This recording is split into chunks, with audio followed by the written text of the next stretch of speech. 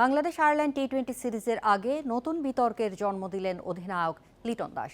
দলে কে থাকছেন আর কে থাকছেন না সেটা জানা নেই অধিনায়কের। বলছেন, নির্বাচকের মাধ্যমে বিসিবি যে দল দেবে সেটা নিয়েই পারফর্ম করতে হবে।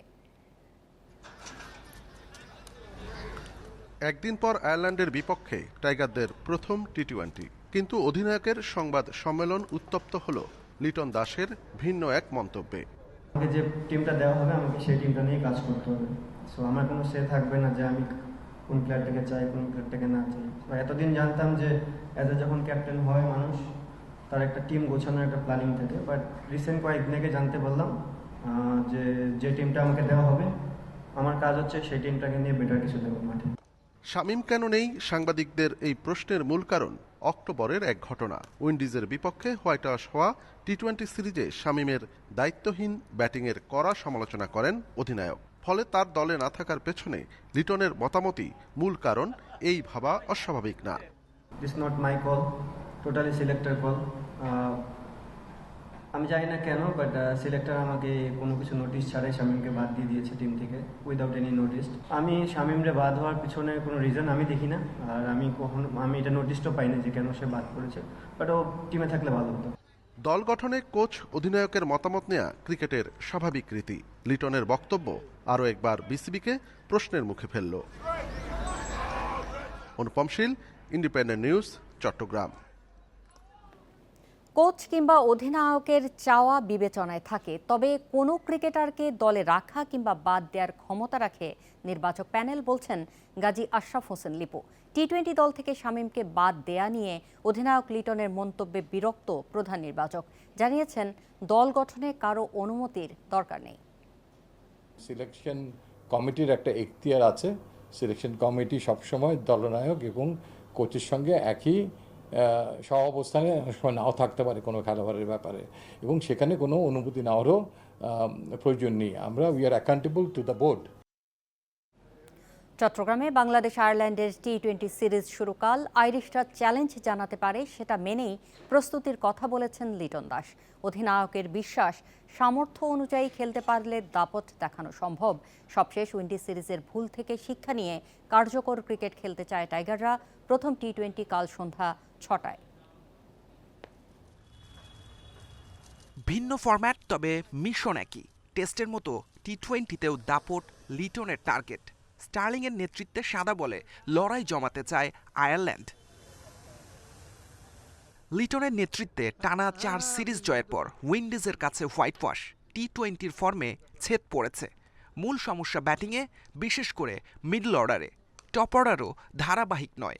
ব্যাটিং ভালো না হলে আইরিশরাও বিপদে ফেলতে পারে।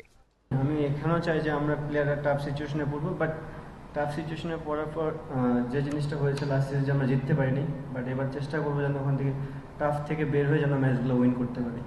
ব্যাটিং অর্ডারে পরিবর্তনের অপশন কম। হৃদয়, জাকের, অঙ্কন, সোহান এই 4 জনের মধ্যেই হবে নড়চড়। তাসকিন না থাকায় পেসারটাকে মুস্তাফিজ তানজিম জুটি প্রথম পছন্দ। 3 পেসার নিয়ে খেললে সুযোগ হতে পারে সাইফুদ্দিনের, আর স্পিন শক্তি বাড়ালে থাকবেন মাহেদি। আমাদের যে টিম আছে, আমাদের যে ক্যাপাবিলিটি আছে, আমরা যদি আমাদের দিনে 100% ক্রিকেট খেলতে পারি, অবশ্যই ডমিনেটিং জয় পাওয়া সম্ভব। But at the same time আপনাকে ক্রিকেটে প্রত্যেকটা টিমকে রেসপেক্ট করতে হবে। যেদিন যে ভালো ক্রিকেট খেলবে তাদেরই পক্ষে গেম যাবে। টেস্ট থেকে বেশ কিছু পরিবর্তন আয়ারল্যান্ডের টি-20 দলে। ডিলানি, ডকরেল, জশ লিটল এই ফরম্যাটে কার্যকর সদস্য।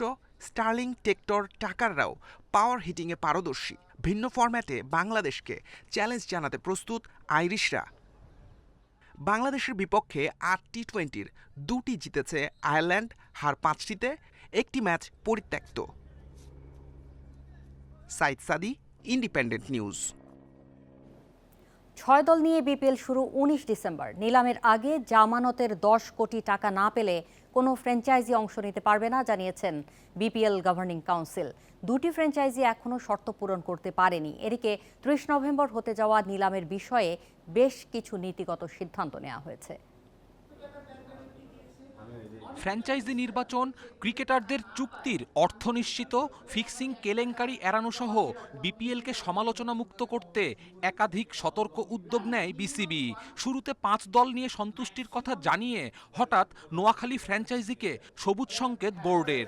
তাড়াহুড়ো করে নেয়া এমন সিদ্ধান্তের কি ব্যাখ্যা গভর্নিং কাউন্সিলের? কোয়াবের প্রেসিডেন্ট অ্যান্ড যারা ভাইস প্রেসিডেন্টরা এসে এদের একটা রিকোয়েস্ট করেছিল যে দেখেন 6টা টিম হলে প্লেয়ার অ্যাটলিস্ট আরও 15-20টা player they can earn something from this league. ফ্র্যাঞ্চাইজিদের জামানত নিশ্চিতে শক্ত অবস্থানে বিসিবি। তবে কোনো প্রতিষ্ঠান শর্ত পূরণে ব্যর্থ হলে সেই দলের দায়িত্ব নিবে বোর্ড। এখন পর্যন্ত 2 ফ্র্যাঞ্চাইজি নিয়ে অস্বস্তিতে গভর্নিং কাউন্সিল। আমি আপনার যদি বলি 4টা টিম একদম ক্লিন। লাস্ট টিমটা এসছে দেশ ট্রাভেল, ওটার জন্য আমরা ওয়েট করছি। আর 2টা টিম নাম নাই বললাম, ধরেন 2টা টিম আমরা এটা না পাই, এনি টাইম উইকেন্ড এই প্লেয়ার দিয়ে আমাদের ম্যানেজমেন্ট দিয়ে আমরা ইনভেস্ট করব। বিপিএল নিলামের ড্রাফটে নাম দেয়া 500 বিদেশির মধ্যে নিলামে উঠবে 250 ক্রিকেটার। ক্যাটাগরি 5টি, সরাসরি চুক্তিতে সর্বোচ্চ 2 জন ও নিলাম থেকে কমপক্ষে 2 জনকে নেয়ার নিয়ম বেঁধে দিয়েছে গভর্নিং কাউন্সিল। নিলামে দেশি ক্রিকেটারদের জন্য 6টি ক্যাটাগরি, বরাদ্দ 4.5 কোটি টাকা। প্রত্যেক দলকে অবশ্যই 14 জন দেশি ক্রিকেটার রাখা বাধ্যতামূলক। ক্যাটাগরি ভেদে বিডিংয়ের ক্ষেত্রেও রয়েছে নির্দিষ্ট নীতিমালা। 12 জন প্লেয়ার মিনিমাম নিতে হবে এবং প্লাস 2 জন ডাইরেক্ট সাইনিংয়ে, তার মানে 14টা প্লেয়ার আপনার লোকাল প্লেয়ার রাখতেই হবে আপনার টিমে। আমি আপনাকে 4.5 কোটি টাকা দিয়ে দিচ্ছি, এই 12টা প্লেয়ার আপনি নেবেন, এই 4.5 কোটি টাকা হচ্ছে সেটার জন্য বাজেট। সিলেট পর্ব দিয়ে বিপিএল শুরু হওয়ার সম্ভাব্য তারিখ 19 ডিসেম্বর। ট্রফির নকশায় ভিন্নতা আনা হচ্ছে, থাকবে নতুন থিম সং, উদ্বোধনী অনুষ্ঠান। তবে ইভেন্ট ম্যানেজমেন্টে থাকা আইএমজিকে এবছর পাচ্ছে না বিসিবি। কপিল পাল, ইন্ডিপেন্ডেন্ট নিউজ।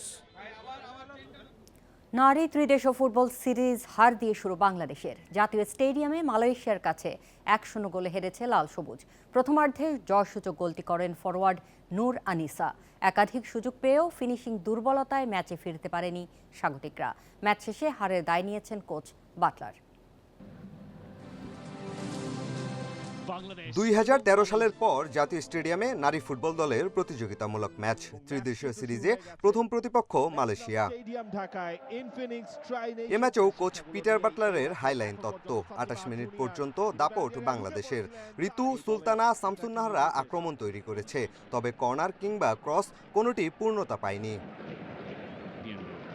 হাইলাইন ডিফেন্স ভাঙার অপেক্ষায় থাকা মালয়েশিয়া সফলতা পায় 29 মিনিটে। জাইদির থ্রু বল ধরে গোল করেন ফরওয়ার্ড নূর আনিসা। গোলরক্ষক রূপনা পোস্ট ছেড়ে বেরিয়ে এলেও বলের নাগাল পাননি। গোল হজম করে প্রথমার্ধের বাকি সময়ে ছন্নছাড়া বাটলারের দল। স্বাগতিকদের আটকে রাখার পরিকল্পনায় শতভাগ সফল মালয়েশিয়া। বিরতির পর বাংলাদেশের 3 পরিবর্তন। স্বপ্না, তহুরা, সাগরিকা নেমেও গোল আদায় করতে পারেননি। 68 মিনিটে ম্যাচের সবচেয়ে বড় সুযোগ পায় বাংলাদেশ। ঋতুর ক্রসে ফাঁকায় বল পেয়ে হেড লক্ষ্যে রাখতে পারেননি সাগরিকা। হতাশা বাড়ে বাংলাদেশের। চোট পাওয়া ঋতুকে 80 মিনিটের আগে তুলে নেন বাটলার। জমাট রক্ষণের পাশাপাশি বেশ কয়েকটি আক্রমণ সাজায় মালয়েশিয়া, তবে গোলকিপার রূপনার বাধা টপকাতে পারেনি। কখনো জটলা, আবার কখনো দূরপাল্লা শটে গোল আদায়ের চেষ্টা করেছে রিপা, মনিকারা। যোগ করার সময়ে খুব কাছে গিয়েও গোলের দেখা পায়নি লাল সবুজের মেয়েরা। আমরা আমাদের স্বাভাবিক খেলাটাই খেলেছি। হারের জন্য কোনো অজুহাত দাঁড় করাতে চাই না। হাইলাইন ডিফেন্স হারের কারণ নয়, বরং মালয়েশিয়ার ডিফেন্স ছিল দুর্দান্ত। হারের দায় আমার। 1.5 বছর পর ঘরের মাঠে খেলতে নেমে বাংলাদেশের সঙ্গী হলো হার। মঙ্গলবার সিরিজের শেষ ম্যাচে আজারবাইজানের বিপক্ষে খেলবে আফ্রিদার দল। তবে মিশন অস্ট্রেলিয়ার জন্য বাংলাদেশ। পিয়াস সাহা, ইন্ডিপেন্ডেন্ট নিউজ, ঢাকা। অনূর্ধ্ব 17 এশিয়ান কাপ বাছাইয়ে টানা তৃতীয় জয় বাংলাদেশের। চীনে অনুষ্ঠিত ম্যাচে শ্রীলঙ্কাকে 5-0 গোলে হারিয়েছে লাল সবুজ। খেলার শুরু থেকে নিয়ন্ত্রণ নেয় বাংলাদেশ। আরিফের ক্রস থেকে ইমরানুলের হেডে 24 মিনিটে লিড আসে।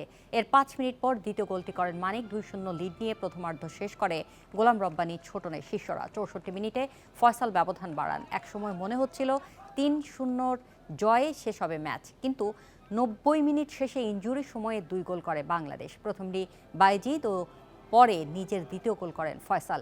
শেষ 2 ম্যাচেই বাংলাদেশের মূল পরীক্ষা, খেলতে হবে বাহরাইন ও স্বাগতিক চীনের বিপক্ষে।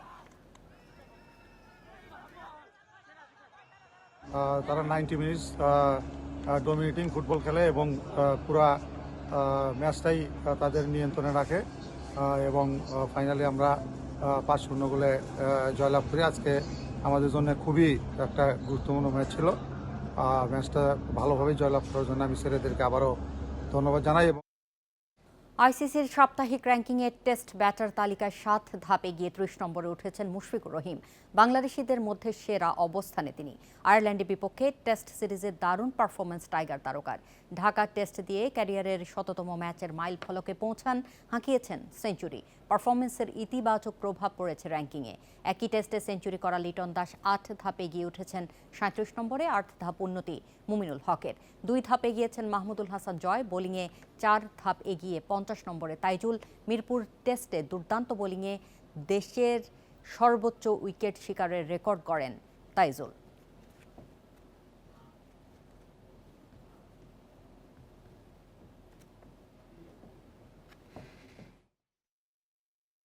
এই ছিল আজকের যত খেলা। ইন্ডিপেন্ডেন্ট টেলিভিশনের সব খবর বিস্তারিত জানতে চোখ রাখুন ফেসবুক, ইউটিউব ও এক্সে। আমন্ত্রণ পরের আয়োজন।